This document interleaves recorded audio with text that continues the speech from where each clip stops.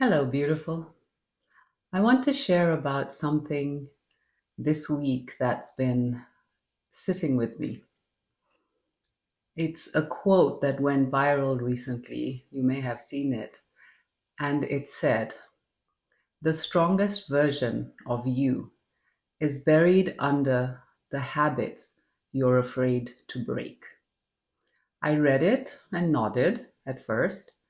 I then sat with it a little longer and I noticed something underneath my nod. A little ache, because the version of that idea I keep seeing online is all about forcing, forging, choosing friction, getting uncomfortable now so you can be comfortable later, doing what scares you.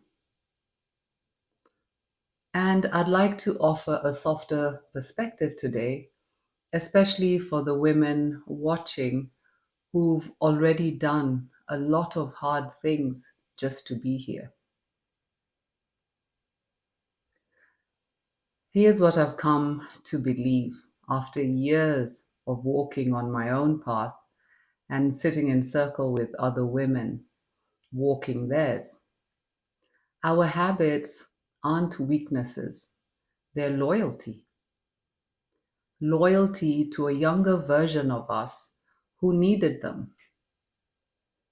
The scrolling, the snacking, the nail biting, the skin picking, the over explaining, the people pleasing, the staying too long, the leaving too soon. Whatever yours is, at some point in your life, that habit was a doorway out of something that felt unbearable. It was your nervous system going, "I've got you. I don't know what else to do, but I've got you." And that part of you, that inner child, she's still loyal. She's still showing up to the post she was assigned to 20, 30, 40 plus years ago because no one ever told her she could stand down. I'll tell you about myself. I used to bite my nails ever since I was a little girl, and I'd also pick the skin around my nails. I talked about this in a previous video, but the other day I caught myself doing it or getting ready to do it. And I swear I could see my inner child just looking up at me like, "Girl, we're still doing this? I started this when I was 7. I thought you'd have figured something else out by now." There's something so humbling about being a grown woman with a whole life, bills, responsibilities, a skincare and exercise routine, and realizing a 7-year-old has been driving this car for decades. No license, feet can't even reach the pedals. And everyone online talks about meeting your inner child like it's going to be this beautiful, tearful, candlelit reunion. Sometimes it is, and sometimes she shows up like, "Oh, good, you're here. I have notes." I love her, I do, but man, does she have opinions. Here's what I want to offer as a different lens than the viral post. A lot of advice circulating sounds like: audit your habits, choose discomfort, forge yourself, decide who you want to become. And there's some real wisdom in that. I'm not dismissing it. But for those healing from harder things, for example, from childhood stuff, from trauma, from years of surviving, leading with friction can re traumatize the very part of us we're trying to help. because that part of us already knows what force feels like. She's met it before. Force isn't new information to her. What is new information? Tenderness, curiosity, patience. So instead of asking, what habit do I need to break? What if we asked, what was I needing when this first started?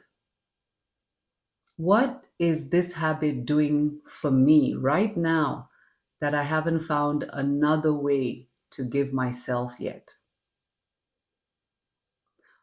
What part of me is still asking for something she didn't get? That's a different conversation. And honestly, it's the one that works because you can't shame a habit out of a nervous system.